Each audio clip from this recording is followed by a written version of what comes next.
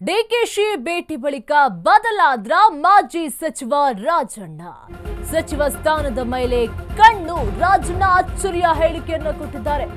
ಹಾಗಾದ್ರೆ ಡಿಕೆಶಿ ಭೇಟಿಯ ನಂತರ ಬದಲಾದ್ರ ಹಾಗಾದ್ರೆ ಮಾಜಿ ಸಚಿವ ರಾಜಣ್ಣ? ಹಾಗಾದ್ರೆ ಸಿಎಂ ಕ್ಯಾಂಪ್ನಿಂದ ಜಂಪ್ ಮಾಡಿದ್ರ? ಹಾಗಾದ್ರೆ ಮಾಜಿ ಸಚಿವ ಸಿಎಂನ ಅತ್ಯಾಪ್ತರು ಕೆಎನ್ ರಾಜಣ್ಣ. ಅಶ್ವವೇಗ ನ್ಯೂಸ್ ನಲ್ಲಿ ಕೈಪಡೆಯ ಬಿಗ್ ಎಕ್ಸ್ಕ್ಲೂಸಿವ್ ಸ್ಟೋರಿ.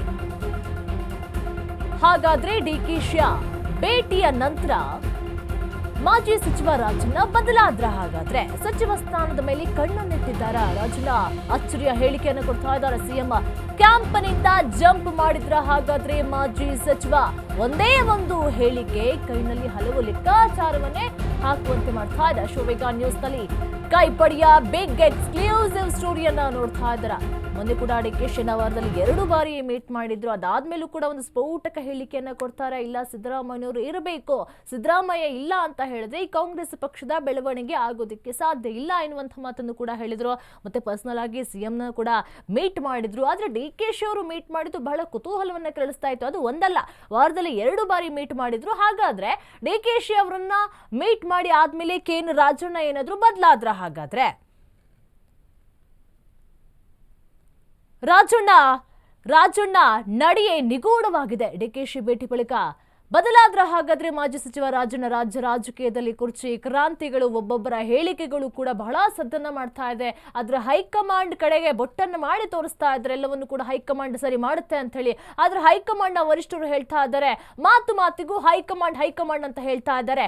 ಆದ್ರೆ ಎಲ್ಲದಕ್ಕೂ ಕೂಡ ಹೈಕಮಾಂಡ್ ಅಂತೇಳಿ ಹೇಳಬಾರ್ದು. ಅಲ್ಲಿರುವ ಸಮಸ್ಯೆಗಳನ್ನ ಅವರೇ ಬಗೆಹರಿಸಿಕೊಡ್ಬೇಕು. ಯಾಕಂತ ಹೇಳಿದ್ರೆ ಒಂದು ಪಕ್ಷದಲ್ಲಿ ಗೊಂದಲವನ್ನ ಸೃಷ್ಟಿ ಮಾಡಿದ್ದೆ ಅಲ್ಲಿನ ರಾಜಕೀಯ ನಾಯಕರು. ಹಾಗಾದ್ರೆ ಹೈಕಮಾಂಡ್ ಕಡೆಗೆ ಬೊಟ್ಟು ಮಾಡಿ ತೋರಿಸೋದು ಎಷ್ಟು ಸರಿ ಅಂತ ಕೂಡ ಅವರು ಪ್ರಶ್ನೆಯನ್ನು ಕೂಡ ಮಾಡಿದ್ರು.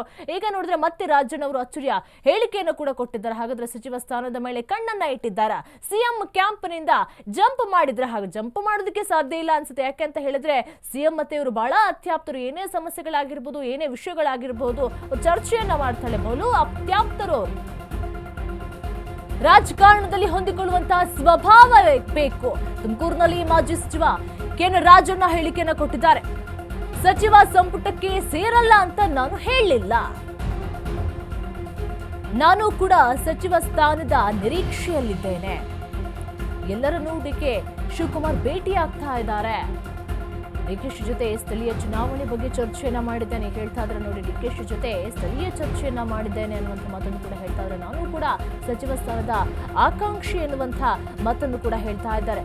ಈಗ ಅವರ ಒಂದೊಂದು ಹೇಳಿಕೆಗಳು ಕೂಡ ಬಹಳ ಕುತೂಹಲಕ್ಕೆ ಕಾರಣವಾಗ್ತಾ ಇದೆ. ಒಂದ್ ಕಡೆ ಸಿಎಂ ಕ್ಯಾಂಪ್ನಿಂದ ಜಂಪ್ ಆದ್ರ ಅಥವಾ ಸಿಎಂನ ಅತ್ಯಾಪ್ತರಾದಂತಹ ರಾಜಣ್ಣ ಈ ರೀತಿಯಾಗಿ ಹೇಳಿಕೆಗಳನ್ನ ಯಾಕೆ ಕೊಡ್ತಾ ಇದ್ದಾರೆ? ಒಂದಲ್ಲ ಒಂದು ಹೇಳಿಕೆಗಳನ್ನ ಕೊಡ್ತಾನೆ ಇದ್ದಾರೆ. ನಾನು ಕೂಡ ಸಚಿವ ಸ್ಥಾನದ ಆಕಾಂಕ್ಷಿ ಅಂತ ಕೂಡ ಹೇಳಿದ್ದಾರೆ. ಸ್ಥಳೀಯ ಎಲೆಕ್ಷನ್ ಬಗ್ಗೆ ಕೂಡ ಮಾತನಾಡಿದ್ದೇನೆ ಡಿಕೆಶಿ ಅವ್ರ ಜೊತೆ ಎನ್ನುವಂಥ ಮಾತನ್ನು ಕೂಡ ಹೇಳ್ತಾ ಇದ್ದಾರೆ. ಫಸ್ಟ್ ಆಫ್ ಆಲ್ ರಾಜಕಾರಣದಲ್ಲಿ ಹೊಂದಿಕೊಳ್ಳುವಂತ ಸ್ವಭಾವ ಬೇಕು ಅನ್ನುವಂಥ ಮಾತನ್ನು ಕೂಡ ಹೇಳ್ತಾ ಇದ್ದಾರೆ. ಹಾಗಾದ್ರೆ ಸಿಎಂ ಕ್ಯಾಂಪ್ನಿಂದ ಜಂಪ್ ಆಗೋದಕ್ಕೆ ಏನಾದ್ರು ಪ್ರಯತ್ನವನ್ನ ಪಡ್ತಾ ಇದ್ದಾರಾ? ಒಂದಲ್ಲ ಒಂದು ಹೇಳಿಕೆಗಳಿಂದ ಬಹಳ ಗುರಿಯಾಗ್ತಾ ಇದ್ದಾರೆ ರಾಜಣ್ಣ. ಒಂದು ಕಡೆ ಡಿಕೆಶಿ ಅವರ ಭೇಟಿಯು ಬಹಳ ಕುತೂಹಲವನ್ನ ಕೆರಳಿಸಿತ್ತು. ಅದು ಒಂದು ಸರಿ ಸ್ಥಳೀಯ ಚುನಾವಣೆ ಬಗ್ಗೆ ಮಾತನಾಡಬಹುದು. ಆದ್ರೆ ಡಿಕೆಶಿ ಅವರು 2 ಬಾರಿ ಮೀಟ್ ಮಾಡಿದ್ರು. ಹಾಗಾದ್ರೆ ಏನು ಚರ್ಚೆಗಳನ್ನ ಮಾಡಿರಬಹುದು? ಅಥವಾ ಸಿಎಂ ಕ್ಯಾಂಪ್ನಿಂದ ಜಂಪ್ ಆಗೋದಕ್ಕೋಸ್ಕರ ಏನಾದ್ರೂ ಪ್ಲಾನ್ ಅನ್ನ ಮಾಡ್ತಾ ಇದ್ದಾರಾ? ಒಂದು ಕಡೆ ಡಿಕೆಶಿ ಅವರು ಕೂಡ ಸಿಎಂ ಅತ್ಯಾಪ್ತರನ್ನ ಎಲ್ಲರನ್ನೂ ಕೂಡ ಮೀಟ್ ಮಾಡಿದ್ರು. ಇದ್ರ ಬಗ್ಗೆ ಹೆಚ್ಚಿನ ಮಾಹಿತಿ ಕೊಡ್ತಾರೆ ನಮ್ಮ ಪ್ರತಿನಿಧಿ ದೀಪಕ್ ಕುಕ್ಕುವಾಡ. ದೀಪ, ರಾಜಕೀಯದ ಒಂದು ವರಿಷ್ಠರ ನಾಯಕರ ನಡೆಯೇ ವಿಚಿತ್ರವಾಗಿದೆ. ಈಗ ರಾಜಣ್ಣ ಅವರ ನಡೆಯೂ ಕೂಡ ನಿಗೂಢವಾಗಿದೆ ಅಂತಾನೆ ಹೇಳ್ಬೋದು. ಅವರಿಗೆ ಸಿಎಂ ಅಥವಾ ಸಚಿವ ಸ್ಥಾನದ ಆಕಾಂಕ್ಷೆ ಏನಾದ್ರೂ ಇದೆಯಾ ಅಂತ ಅವರ ಹೇಳಿಕೆ ಬಹಳ ಒಂದು ಎಲ್ಲರನ್ನು ಕೂಡ ದ್ವಿಗುಣಗೊಳಿಸ್ತಿದೆ ಅಂತಾನೆ ಹೇಳ್ಬೋದು. ಏನಿದೆ ಇದ್ರ ಬಗ್ಗೆ ಹೆಚ್ಚಿನ ಡೀಟೇಲ್ಸ್?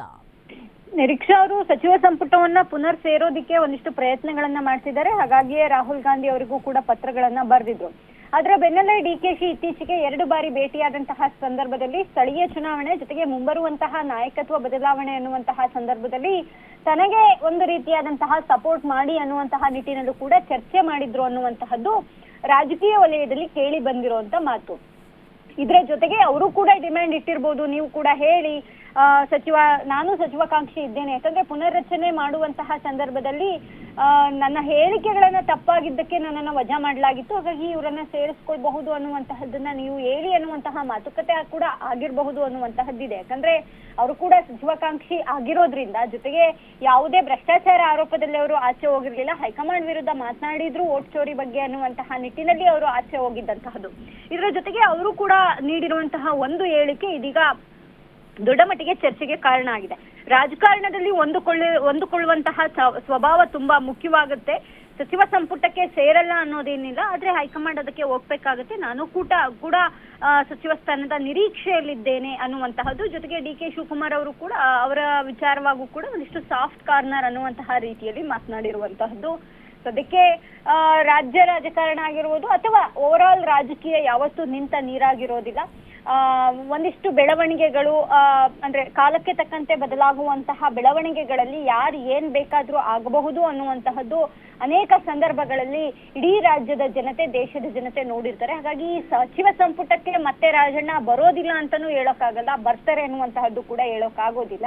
ಅದಕ್ಕೆ ಹೈಕಮಾಂಡ್ ಒಪ್ಪಬೇಕಾಗುತ್ತೆ. ಹೈಕಮಾಂಡ್ ನ ಯಾವ ರೀತಿಯಾಗಿ ಮನವೊಲಿಸ್ತಾರೆ ಅನ್ನುವಂಥದ್ದು ಮುಖ್ಯ ಆಗುತ್ತೆ. Nireeksha. Okay, thank you Deepa ನಿಮ್ಮೆಲ್ಲ ಮಾಹಿತಿಗಾಗಿ.